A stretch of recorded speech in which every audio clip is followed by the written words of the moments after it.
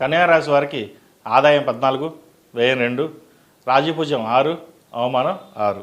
ఉత్తరా నక్షత్రం 2, 3, 4 పాదాలు, హస్తా నక్షత్రం 4 పాదాలు, చిత్తా నక్షత్రం 1, 2 పాదాలు, అలాగే టో, పా, పి, పు, షం, నా, ఠ, పే, పో అన్న అక్షరాలతోటి కన్యా రాశి వారికి చెందినది. కన్యా రాశి వారికి ఈ సంవత్సరం చాలా చాలా అనుకూలంగా ఉండబోతోంది. కన్యా రాశి వారికి శని 6వ ఇంటి నుండి 7వ ఇంటికి ప్రవేశిస్తారు. ఇది రకంగా మంచిదని చెప్పవచ్చు.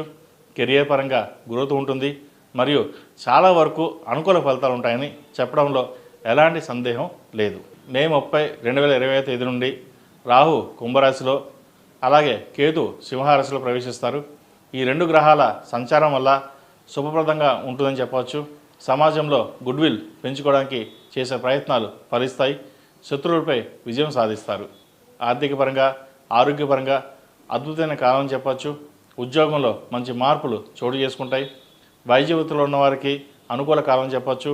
డెంటల్, వెటనరీ, కాస్మెటిక్స్ వారికి అనుకూలం చెప్పచ్చు. అలాగే హోమియో వైద్యానికి ఆదరణ లభిస్తుంది. క్రీడా సంబంధించిన విషయాల్లో కొంత మానసిక సంతృప్తి లభిస్తుంది.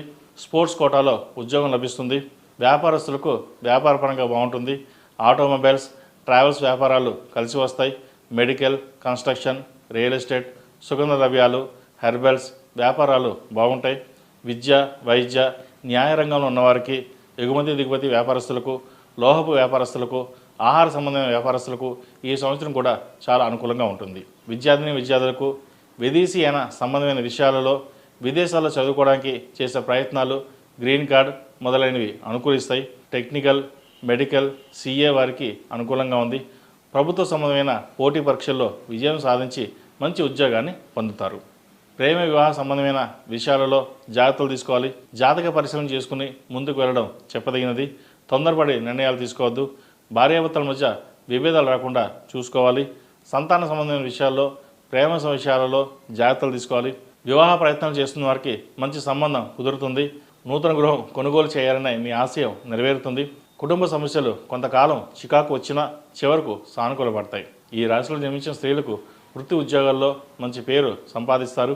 ఉద్యోగంలో ప్రమోషన్స్ లభిస్తాయి. వృత్తి ఉద్యోగాల పరంగా ఒడిదొడుకులు ఎదుర్కొంటున్న వారికి ఈ సంవత్సరం తాత్కాలికంగా ఊరట లభిస్తుంది.